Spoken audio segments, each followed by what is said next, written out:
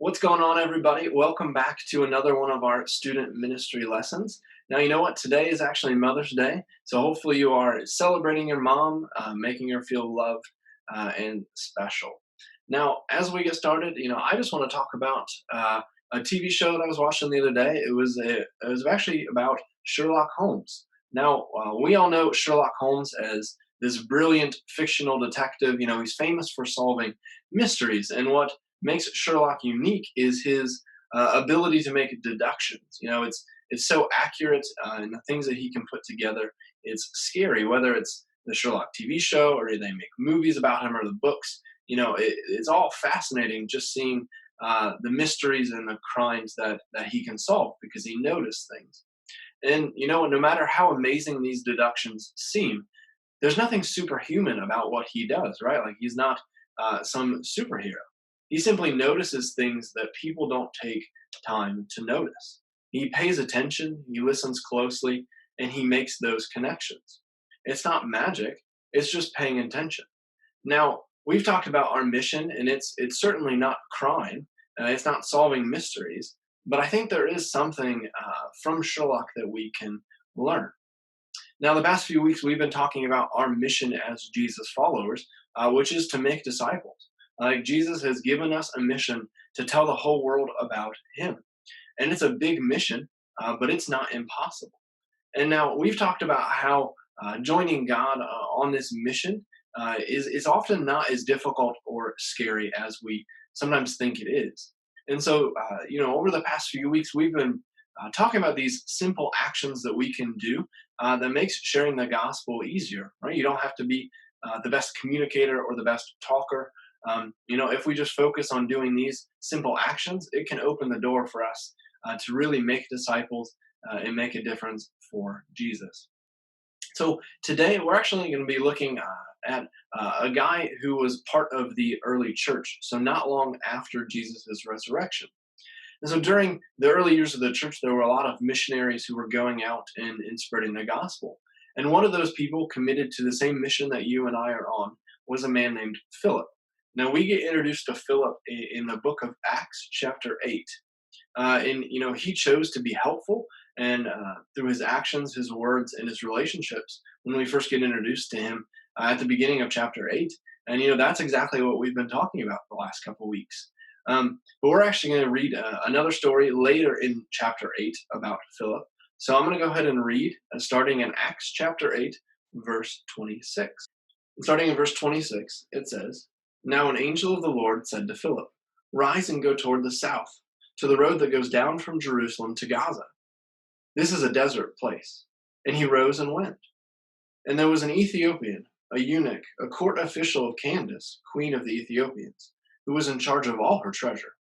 He had come to Jerusalem to worship, and was returning, seated in his chariot, and he was reading the prophet Isaiah. And the Spirit said to Philip, 'Go over and join this chariot.' So Philip ran to him and heard him reading Isaiah the prophet and asked, 'Do you understand what you are reading?' And he said, 'How can I, unless someone guides me?' And he invited Philip to come up and sit with him. Now the passage of scripture that he was reading was this: 'Like a sheep he was led to the slaughter, and like a lamb before its shearer is silent, so he opens not his mouth. In his humiliation justice was denied him. Who can describe his generation? For his life is taken away from the earth.' And the eunuch said to Philip, 'About whom, I ask you, does the prophet say this? About himself or about someone else?' Then Philip opened his mouth, and beginning with this scripture, he told him the good news about Jesus." There's so much we could say about this passage, but there's one thing that actually stands out to me the most, and that's that Philip listened. He listened not only to God, we also listened to this Ethiopian man. Now, this whole story begins when the angel of God visited Philip and told him where to go. And now the angel didn't give him many details, right? It just kind of told him the general direction, the area that he was supposed to go to, and he just started walking. Now, Philip probably crossed paths with a lot of different people on the road, but God told Philip to pay attention to a specific person. And now, being visited by an angel, that's a message you probably can't miss. But the prompting of God's Spirit is something that can be much easier to overlook. it would have been a lot easier for Philip to miss what the Spirit of God was trying to tell him. But Philip was paying attention. And Philip didn't miss his chance to share the good news of Jesus because he was listening. Now, Philip also listened to the Ethiopian man. And we don't get told a lot about this guy, but we know he was important, and he was accomplished because he oversaw all of the finances, the treasures of the Queen of Ethiopia. Now, we also know he was on a journey to learn more about the God of Israel, and he was reading scripture on his way back. Now, this man was already searching for God, but he needed someone to help him make sense of what he was reading, right? He was confused. So God sent Philip. Now, when Philip began talking with this man, he didn't immediately preach at him. He didn't immediately start talking about himself. Philip started by listening and then asking questions. Now, Philip made the most of this opportunity to share the good news about Jesus, and he did it by being a listener. Because Philip listened closely to what God was telling him, and then also listened closely to what the Ethiopian man was telling him, Philip was able to share the good news of Jesus in a way that really connected with this guy. So, because Philip listened closely to the Ethiopian man, he could better understand the guy's questions, his needs, what he was struggling with understanding. And then Philip was able to know how to help. This man probably he trusted that Philip was there to serve him. He invited him into his chariot because Philip listened, because Philip asked questions, and he built that relationship. And ultimately, Philip got to baptize this man, and that's really cool. So, because Philip listened closely to God, he was given an opportunity that he never would have had on his own. The gospel was able to be spread to new parts of the world. It spread to Ethiopia because Philip listened to God.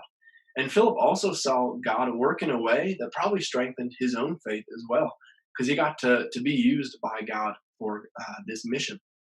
So last week we talked about how, before talking about Jesus, we need to earn the right to be heard by others. And that's what listening can help us do. So last week it was by being helpful, and this week it's just by listening. When we listen to others, we build that trust, that understanding that really helps people listen to our message. Now, if we want to join Jesus on his mission, we have to be a listener. That's our main point today. Again, it's just a simple action that we can do that helps us be more effective in sharing the gospel. Now, when we are a listener, we need to be listening for the leadership of God's Spirit. A lot of times, God will be urging us to go to certain places or certain people or say certain things. And we also have to listen to the people that God puts in front of us. God puts a lot of people in our lives. That way we can share the good news with Jesus about them. And so, if we want to be effective on our mission to share the good news of Jesus with others, we have to be a listener. And now, when I say that, I do know that none of us are really that good at listening, right? According to research, we only remember 25% of the things that we hear. So it goes in one ear and out. So you're not a good listener. I'm not a good listener, but that's okay. Because you know what? We can actually get better at listening to God and others. And you know what? It takes effort, right? Like being a better listener isn't something that just happens. And so if we want to be more effective in this mission for God, this mission to make disciples, we have to try to be a better listener. We have to work at it. And now there's lots of research out there. There's lots of different ways that we can be better at listening to God and also better at listening to other people.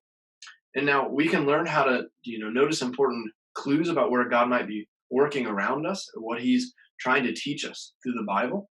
And also like Philip, we can, learn how to be better at hearing God's voice and hearing what other people are telling us. And now growing as a listener is so important because it can change our relationship with God.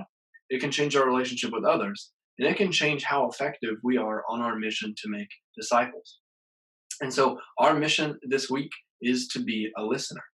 Because joining this mission that Jesus has given us, it doesn't require us to be the best communicator, the best speaker, but it does require us to be a listener, right? Like we don't always have to, have the right words to say, but when we listen, we're going to know what the needs of people are, and we're going to know exactly what they need to hear about Jesus. And when we listen, we're going to build those relationships. We're going to build trust. We're going to learn more about what people's needs are, and we're going to discover how God might already be working in their lives and how we can be a part of it. And now, when we listen to God, we can discover opportunities that we wouldn't have had on our own. We can grow in our faith and in our trust of God, and we get to be a part, a mission that's so much bigger than ourselves. And so, what the world needs right now is it needs listeners. It needs Jesus followers who are committed to listening to the voice of God and to the voice of others. We need to be listening to what their needs are, and what they need to know about God. So, if we want to join Jesus on his mission, we need to be a listener, and then we can watch what God is going to do through us.